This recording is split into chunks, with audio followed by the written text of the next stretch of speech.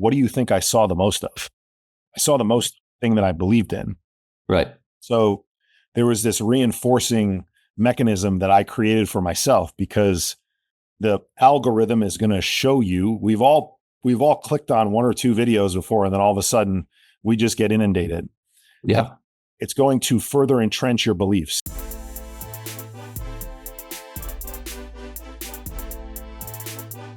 My name is Brian Panuzzo. I am a former bond trader turned executive health and performance coach. I know exactly why your health keeps losing to your calendar, and I help you build a system that fixes it for good. I know your world as a financial professional because I lived it from the inside for 20 years.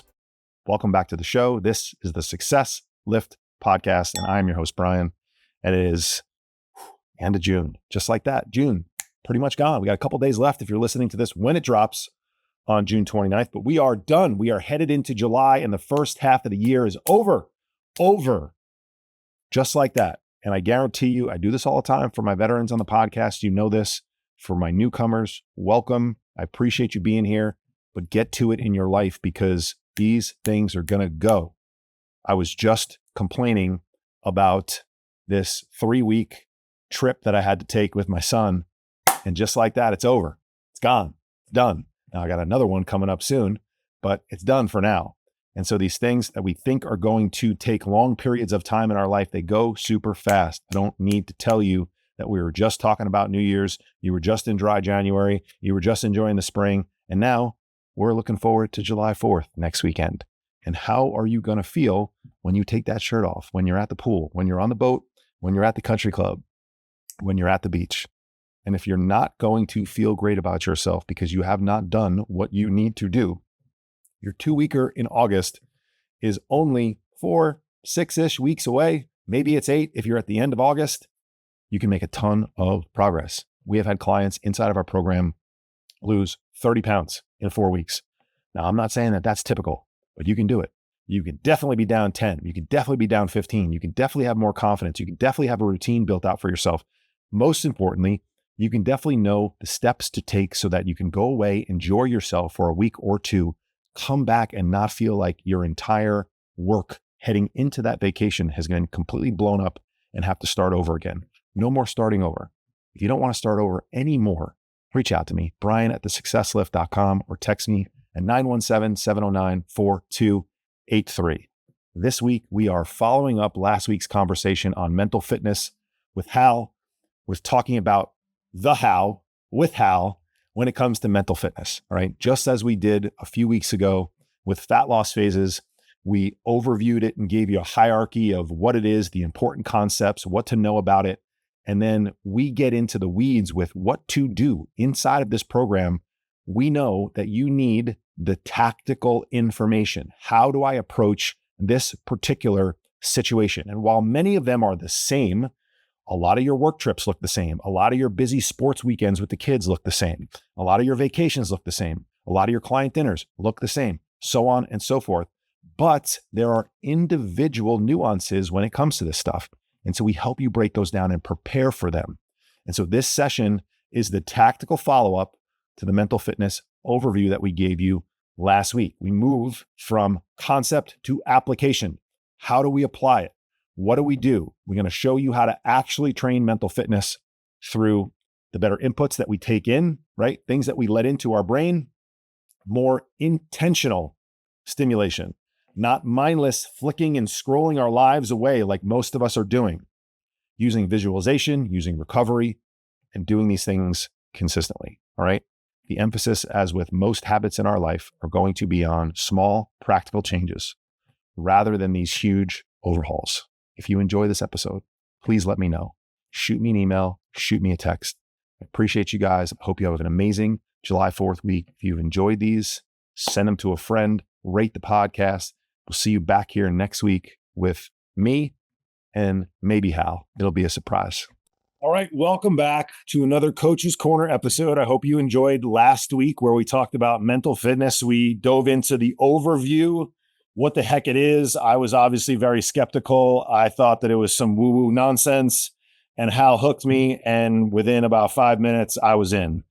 I'm in. I'm all in this. I think there's some tremendous benefits that we can get from keeping this at least as a framework in our head, whether this becomes like a daily ritual for you and you're doing these things in your 5 categories that we talked about last week, or whether you just become more aware of. And that's what hopefully, at least at a minimum, this is going to help you do. Be more aware of your diet when it comes to mental fitness, right? What am I taking in? What's on in the background? I use my dad as an example all the time. I go home to his house. I stay in Bergenfield at my dad's house when I go home usually. And it's like I walk in the door and NBC News is on, and immediately within 5 seconds of being in New Jersey, I know who's been mugged, like what store was robbed, and where there was like a car crash and a fire. And it's like that is on all day for him, 24/7, when the horse racing or ESPN's not on. But it's a pretty steady diet of all of them. So, no pun intended. It's a pretty steady diet. I didn't even mean to say that. What are you taking in? What is the diet? What do you have? What's your mental diet on a daily basis? I think that's something to really, hone in on. So this episode is meant to be more tactical because that's what we do. And that's what that's where we get the most amount of results in our lives, at least I believe. And so let's go through diet, cardio, lifting, recovery, consistency. We covered those last week. Let's talk about how, what are some things you can be doing in each one of those categories so that even if someone's like, I'm going to try this one thing for the next 2 or 3 weeks, I'm going to see and evaluate if I notice any improvement. So let's give them some tactical stuff in each category if you don't mind. Absolutely. Let's do it. And I agree I think if people listening, like if you just take away like 1 or 2 things in any of these categories that we say and just try implementing, that's a win. Because there's 5 categories. We're going to give a bunch of examples in each. So I don't want it to overwhelm people. So just like whatever resonates with you, write it down and try it this week. I think that's the best way to approach this. All right. So the first category was diet. And just quick recap. This is not the food you eat. It's about the content you watch and listen to. And so, okay, specifics. How do we train this aspect? I'm going to start listing bullets, and Brian, if any resonate, just chime in. But unfollow social media accounts that trigger comparison or stress. And what I loved about this one was the comparison. Yeah, I was just going to have double click on comparison. What do you mean? Yeah. I mean, it honestly, when I read that made me think, like, to me, social media is obviously stressful stuff and that's clear. Don't do that. But it's like, sometimes you can see something that, I don't know, you might even, for me, I see a dude who's like in like better shape than me. And it makes me feel like shit sometimes. I know I'm in good shape. And now, do you unfollow them? I don't know. Maybe like it can also motivate you. It's one that it made me think, and I'm not actually sure. You got to figure out, I think there's a healthy way to compare and an unhealthy way. And I think it's very personalized. So like, I'm still working through that one myself because again, I think it can be positive or negative, but it was something to think about. So I'm interested if how that's resonating with you actually. Yeah, I think that's important. As soon as you said it, I actually thought it in a different context. I thought about it in the context of stuff that I agree heavily with, which I guess I agree heavily with some, muscle bound dude being in great shape. Yeah. As well. Yeah. But I think I think about me during COVID, dude. I was your classic, like, stay out of my business. I guess, ultimately, like, pretty quickly, sort of an anti-masker kind of guy. Like, I don't give a shit what your politics are. Yeah. But like, I was in that camp. I was in the camp of leave me alone. Let me do my thing. I'll stay. Yeah. I am healthy. This is not a risk to me. Mm-hmm. Live indoors for the rest of your life in a fucking hazmat suit. You go do that. Yeah. Right. Now, I clearly define both categories sensationalized like that so that right. And that, what do you think I saw the most of? I saw the most thing that I believed in. Right. So there was this reinforcing mechanism that I created for myself because the algorithm is going to show you, we've all clicked on 1 or 2 videos before, and then all of a sudden we just get inundated. Yeah. It's going to further entrench your beliefs. And why I bring that up is because sometimes our beliefs may not be right. And although I still kind of believe what I believed then, what if I wasn't right? What if my belief was wrong? What if I wasn't considering the right things? And just being reinforced that over and over and over and over again, right? Like, dude, if you love Trump, you're going to know what's going on. If you hate Trump, you're going to know what's going on. Like, what Yeah. the constant flow of the things that you already believe to be true. So Yeah. something that I thought about that I think is just as important from a Yeah. competitive standpoint and probably more relevant maybe for this, audience. I think in the health and fitness world, there's a bit more of like, hey, let me tell you how big my dick is because I can't show you because then you would know it's not that big. Successful dudes in your still your world, my old world, and most worlds here of corporate America, some of the most successful people you don't really even, know, right? Mhm. So I think comparison is important, but I would say it probably plagues our crowd a little bit less, just a little bit. Yeah. No, that's great. And yeah, again, to me, it's one like I'm gonna like take away and really, I'm just gonna be thinking about if I find myself comparing myself to whatever's triggering it. Is it you can kind of know is it making you feel good or bad doing it? And if it's bad, I'm gonna try to do less of it. If it's good, I'll do more of it, and it just I'll follow how I feel, even if it's like doesn't feel like this thing should be feeling right. Like that's how it is. I That's do how it should like be. now that you brought that up, that sort of triggered something for me because I notice it. Um, I do like a quick check-in when you do spend time in these places, when you do watch the news, when you do scroll X, when you do, get your new whatever your news feed is, or you realize that you've been on Instagram for too long, or went down some YouTube, rabbit hole. Um, can you check in with yourself when you finally come out and are like, "Ooh, I gotta move on"? Can you just like stop for a moment and notice how you feel? I'm pretty sure 9 times out of 10, it's not great. Mhm. Done that recently with like where I've been on social media, predominantly for me, Instagram, and I'm like, shit. I'm like, I was on here way too long. I went on with the intention to do something productive work wise. It's 16 minutes later and I'm still on it. And I just got off and like, I don't feel great right now. So just like take stock of how you feel, because these are all feedback mechanisms that we have that are important to let us know whether or not what we're doing is likely healthy and productive. Yeah. And it gave another thought to me that I think ties in. It's like there are certain things that society might tell you are bad inputs. And honestly, what I'm about to say is reality TV. That would be like, that's probably a big waste of time for most people. But you know what? Me and my wife fucking love it. And we watch it all the time. Not like all the time, like in the right doses, but it's like we feel good after it. It's fun. It's enjoyable. We don't watch it all day. We watch a couple episodes, so it's like, I bet most mental fitness experts would say, no, no, that's a negative. But it's like for me and her, it's a positive one. We enjoy it. So it's like I really think that's another takeaway is like this is very personalized and don't be scared if you find an input to be a positive for you that society tells you is bad. That can absolutely be the case, I believe. Yeah. And the one thing that you're from your notes that I was paying attention to, which I kind of like, and I'm changing it a little bit to fit what I want to say.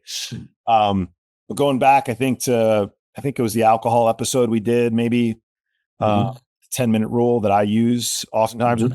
Yeah. I use 5 and someone else uses 10. I forget. I think I'm 5. I don't think I weigh 10. 10's pretty good. Yeah. That's pretty long. Yeah. Great, man. Yeah. You mentioned like replacing scrolling or replacing the news or whatever with 10 minutes of learning instead. Yeah. I like this James Clear, like sort of habit reward feedback mechanism loop. So you're tying them together where you want to do something, you can give yourself a reward for it. Because ultimately, all, dogs that want our bellies rubbed. And so I've had guys before, like they wake up and they want to get on and see the news. They want to look at futures. They want to know what's going on. They can do that as soon as they put their shoes on, walk outside, and take a long walk around the block. The first 5 minutes, they're doing, a quick prayer, an affirmation, some sort of self-talk or quiet. Then they can log on. So it's like you can do your thing as soon as you do 10 minutes of maybe your mental fitness diet. Yeah. So exactly. And that's exactly one of the other bullets here. Like audit your daily inputs, aim for 80% useful, 20% entertainment. So there's nothing wrong. That 20% is basically, it's just like flexible dieting, whenever you want, right? So it's like, If your 20% is reality TV or scrolling, like you can scroll a little bit, right? That's fine, but just make sure 80%, the vast majority, is the higher quality inputs. I like it. Okay. Let's move to cardio. What can we Cool. actionable stuff? Cardio. Actionable stuff. Yes. So cardio, and again, this is positive stimulation and engagement. You're not trying to relax your brain here. You're trying to use it. So how do we train this aspect? Activities that are cardio for the brain include things like puzzles, quizzes, journaling, critical thinking, learning, debating. So more specifically, read for 10 to 20 minutes daily or nightly. I like to do it at night. Write for 5 to 10 minutes daily. Journaling, I think you do it. I don't. I've been telling myself I need to commit to it. I really think it'll be hugely impactful. Again, I'm trying to create some accountability right now. I got to start doing it, but I think that would be huge. And could be journaling. It could be writing an email newsletter, whatever works for you. Listening to podcasts, but educational ones, right? Like that's kind of where you can podcast generally. That could go into the entertainment or the educational bucket. So I think you just got to be mindful. It can be either, but make sure you know which one it is and you're adjusting accordingly, right? Or just have real conversations and challenge ideas. Don't just have like a surface level convo with someone. Go deep, call your best friend, talk about real stuff. I don't do that shit nearly enough. I'm kind of just more of the like, let's joke around and bullshit, but like, let's have more real convos, right? So those are the main ones for cardio. I like that. And cardio, like we talked about last week, diet and cardio are fairly similar. Yeah. One is a bit more like put up the walls and the gates against negative inputs, and the other is go proactively find positive things to do. So that's an output related. But I think they're pretty married in the sense that like they can almost take up the same time, like block of time in your calendar. Yep. You normally, let's just call it what it is, wasting on the news, on the scrolling, on whatever. You can then use that time for positive mental fitness when it comes to cardio and stimulate the mind in a different way. So that could be, when we think about like, and I will reiterate this again, I do think it's a smart thing for people, pick one or two categories, right? Pick one thing to work on, like that you're going to change, one habit. But like, I think you could combine diet and cardio together and do them at the same time. Yeah. Every 10 or 15 minutes of news or scrolling that you eliminate, you can add some form of stimulation because you're going to theoretically need to replace the time. And then you can start to stack some of these things. Going back to James Clear, you can stack these habits. You can stack your mental fitness diet with your mental fitness cardio with your physical steps during the day because you take a minute walk first thing in the morning, right? And so we can start to stack these things. And this is where, if you're already starting to see the chain action or reaction of events here, like this is how we build systems. And that's why I talk about systems so much. Like I wake up, I do my thing, but the first things that I do is pour a big glass of water with a scoop of creatine and some electrolytes in it. And I pretty much pound that one. And then I do another one, and I'm allowed to have coffee depending on what time it is, because I'm waking up so goddamn early. Some of you know I've restricted coffee during certain times. Well, let's just say I get a good night of sleep in. I drink that first water. As soon as I pour the second one, I'm allowed to make my coffee. So I'm incentivized to get through that first water. And while I'm getting through that water, I'm doing some other things. So this is where we can now start to stack these things on top of each other, where we don't have this 90-minute long routine. It's just 30 minutes, but it's really impactful. And you're doing a lot of different things, and you're doing your positive self-talk and your visualization and your prayer or whatever it is, while you're doing some mobility that covers the issues with your back and your hip and prevents it, like I said last week. And so you can start to stack these things all together. And that's where I think you can have this pretty impactful routine, whether it be first thing in the morning, last thing at night, sometime in the middle of the day, whatever it is, and feel like you come out of it, multiples X, like ready to go. Like, all right, I got it done. I just did these like 6 things. in the periods of 30 minutes, 20 minutes, 15 minutes, whatever it is. And they stack on top of each other. So yeah, I love the stacking. Like, and I'm thinking like if you say you're part of your morning routine or whenever you do 20 minutes in the Peloton, that's your workout, but you usually watch the news. Opportunity right there. Swap that out. Listen to an audiobook or an educational podcast right there. Like yeah, just yeah, that was one of my guys was he couldn't stay off X when he yeah, started work with me. mm-hmm. He also needed to get on the Peloton. So Yeah, like the first 10 minutes of the Peloton ride, he didn't have to turn on the screen or whatever. mm-hmm. He did, I don't know. And he just did basically a slow pedal. And he was allowed to do that. And then he had to turn on like a 15 or 20 minute ride. And a Yeah, couple times when he was like, dude, I didn't turn it off. I was like, yeah, okay, well, now you're in trouble. Now you got to do the ride first and then you get the pedal. nice. Yeah, yeah. But he said he did, but so again, you can stack these things in your favor. Okay. Let's move to the third, weightlifting. Yeah. All right. Weightlifting. And so reminder, visualization, that is weightlifting for the brain. This is about building flexibility, strength, and resilience in the brain. So how do we train visualization? And there's actually a lot to this. There's like, and you touched on some of it last time, which I love. There's basically there's 4 ways. There's outcome visualization, process visualization, negative visualization, and creative visualization. So start with outcome, and we'll give specifics. See the results. So whatever result you want, picture yourself doing it. And I also kind of broke these down into examples within like health, business, and personal. So like health ones would be visualize a leaner body in the mirror, the shredded abs you want to see, or the visible abs in any way, whatever they are for you. See the scale hitting your target weight. See yourself putting up PRs on specific exercises in the gym. I think the specificity is also important. Like, don't just say, I'm going to hit a PR. I see myself hitting a PR today. Which exercise? Like, which set? What rep is that? Like, get very specific with it. And so, yeah. And then those are health examples. Business, that could be hitting a monthly, quarterly, annual financial goal for your business. We can go personal relationship, right? Improved relationship with your significant other. But like, what does that mean exactly? Is that you having a blast together on a date night that you scheduled at your favorite restaurant or the place where you got engaged, like very specific things. So those are some examples of the outcome visualizations, but interested if any of those resonated.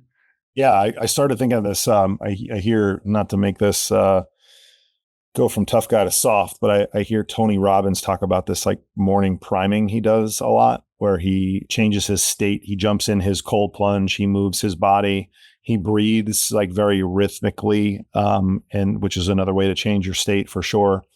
But then he goes into this gratitude exercise where I think he thinks of like 3 people, experiences that he had or whatever. And that's where I was like talking to specifically feeling the feeling of like, he doesn't just say, I'm grateful for Hal and my clients. Like I specifically think about like how Hal has added value to my life and what he's helping me do inside the program or what you guys don't see behind the scenes or whatever. And then like, I can then from there, I can take it to another level. Like I can visualize Hal, being a more active participant inside of this program, building a company with me that focuses on serving financial professionals because we love this. Whatever. So it's like, you got to take it to another level and not just like, I visualize my son, hitting a home run today. Right. Yeah. It's like which hitting against which pitcher. Like, yeah. Left field, right field. What was the count? Yeah. Was it a line drive? Was it a high fly? Did everybody know it was out before? Like I'm bringing all this up to because I need practice too of drilling down into more specificity. I want to make more money. How? You know what I mean? Yeah. Like, if like what trade are you putting on? Like, is it, you know what I mean? Like, what are you doing? So like specifically, like get into more detail with whatever it is your goals are. And that's why like I've been, very specific with a lot of my stuff in terms of the things I'm thinking about, because it's wild that you'll notice things change the more you start to do it. It takes time. Sometimes it happens right away, but I'm telling you, because I'm doing it myself, don't stop doing it, because you do it, and you start noticing changes and you're like, oh, this is cool. I got changes. And then you stop doing it. And it's like, you're constantly in this like, cycle that everybody gets into with like dieting. It's like, yeah, my diet worked for 2 weeks. So I stopped. What? Yeah. And that ties into one of the things we mentioned last week, I think, where it's like, you need to, even if you're in a good spot mentally, if you don't continue to work on it, you will fall off. Same as physically, right? So it's like, don't wait for things to be bad. If they're good, that's great. Audit maybe what you're doing that's causing that and keep doing it. Okay, so that's a good one. So why don't you go into consistency before recovery, right? Because you just sort of said, we just were talking about consistency of this. So what are some things that you can do on a frequent basis in order to have some of this stuff stick a little bit more? I'm jumping around on you, but thank you for getting me. No, that works.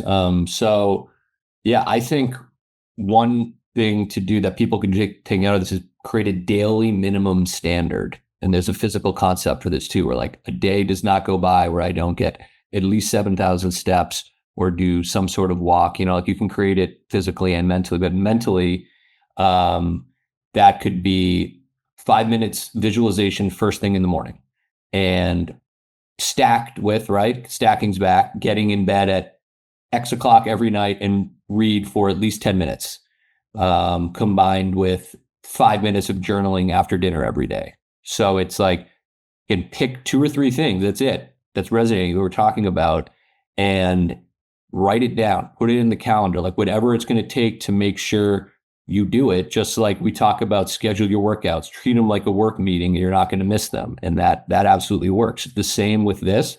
And then just whatever it takes to ensure that you execute it consistently, make it challenging, but achievable. You don't want to overdo it. If you try to do all 20 things we mentioned, it's going to fall off. So pick those 3 I just mentioned, schedule them, and do them consistently. Yeah, I love that.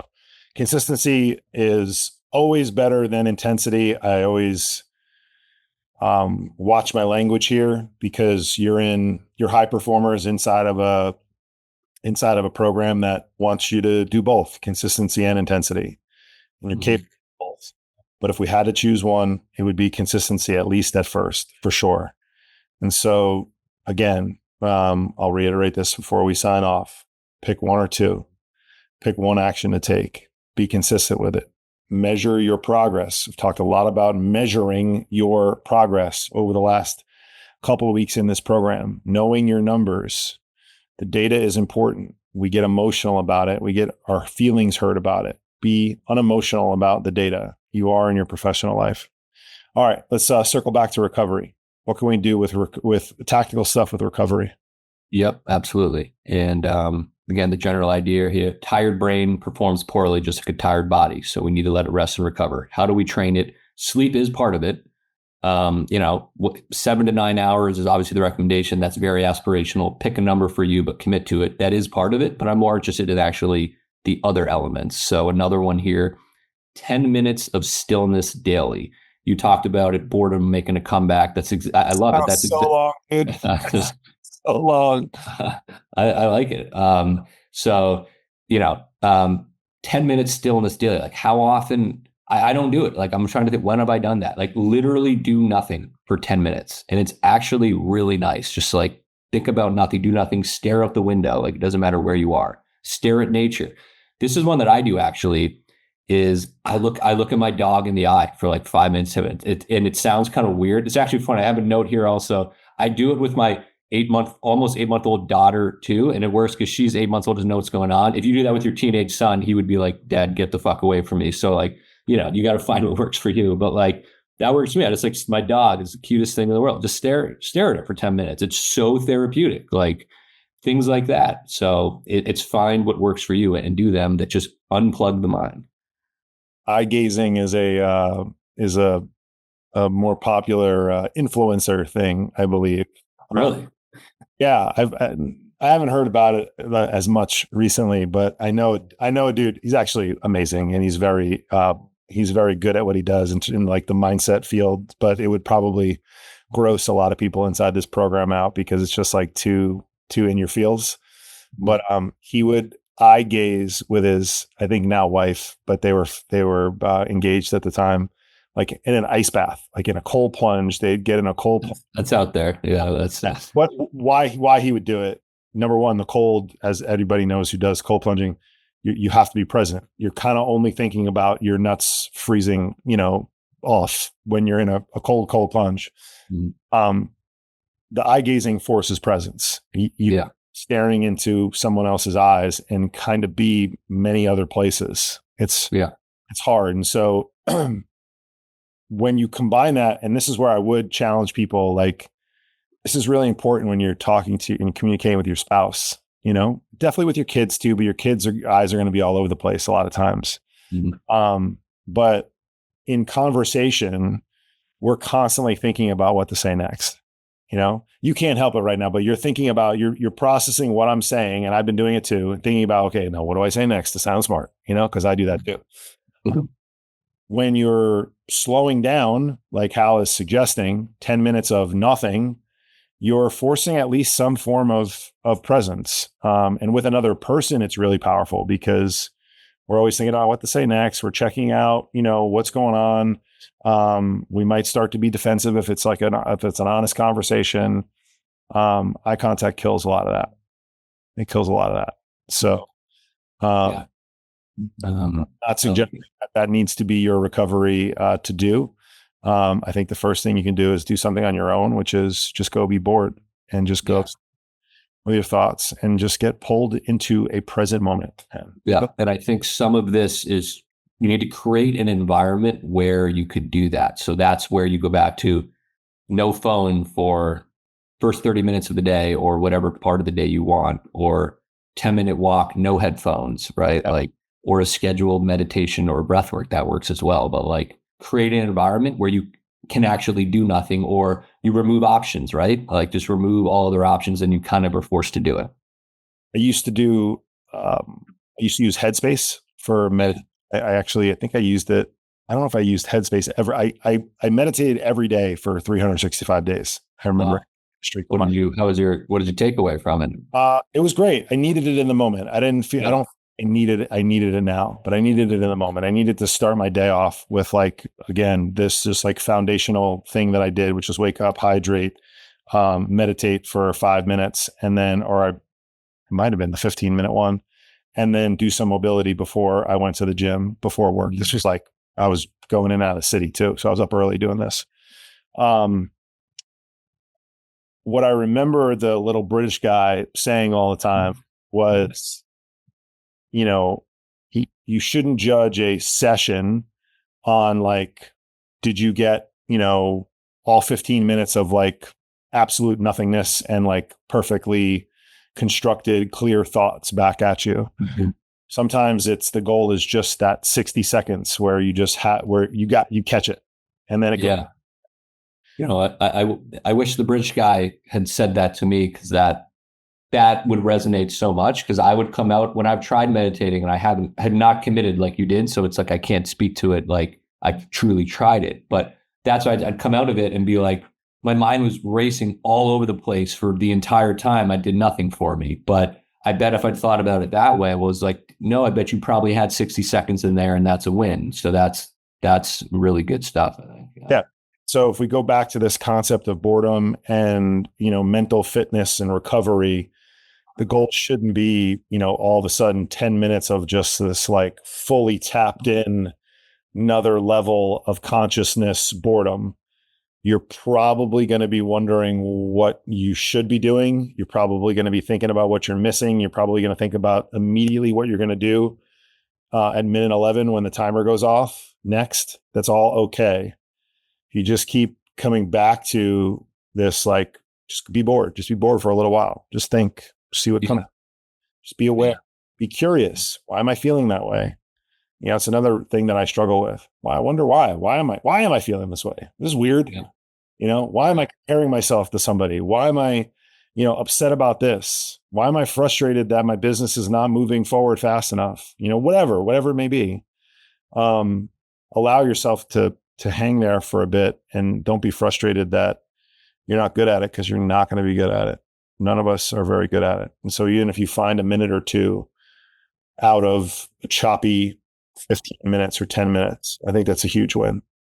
Yeah, that's super interesting too. I often ask myself, like, sometimes, like, why do you care so much about this? Like, just relax. When it's hard, I don't know. But I think maybe thinking about it, truly actually pondering on that can help, But I think if, I don't know, it's a normal thing for your mind to just be racing and you don't really know why. I think that's where nature can come in also, where if like the meditation, you're sitting on a bed, it's like, or I'm just in my room, but it's like you're outside, nature forces you to like just take in visually. So I think it's identifying what resonates more, audio, visual, whichever one works more for you, lean into that one, of course. For sure. Cool. This has been great. So we have actionable stuff. Remember, pick one, pick two. You want to take on more? That's cool.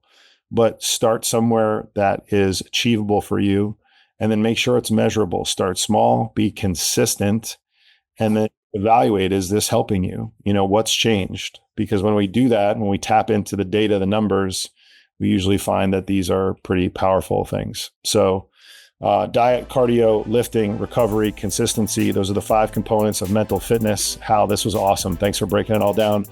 All right. Thanks, everybody. Appreciate you. Later, everyone.